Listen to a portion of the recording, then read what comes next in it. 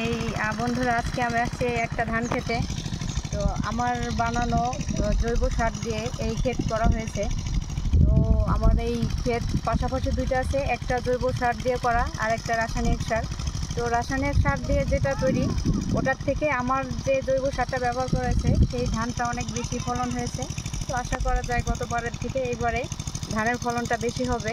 তো সেই ক্ষেতের মালিক উনি আগে রাসায়নিক সার দিত, তো ধান কম হতো। এবার আমার এই বানানো সার থেকে উনি এই ধান উৎপাদন করেছে। তো আশা করা যায় উনিও খুশি যে আমার জৈব সার দিয়ে ওনার ধান ক্ষেতটা অনেক ভালো ফলন হয়েছে। জৈব সারের ধান ক্ষেতটা আপনারা একটু ভালো করে দেখুন যে ফলন কেমন হয়েছে।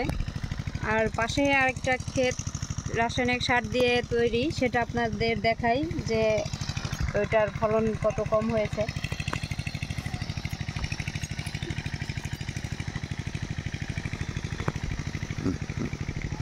সার দিয়ে করা, জৈব সার ব্যবহার করেন, আপনারা দেখেন ফলন কি অবস্থা।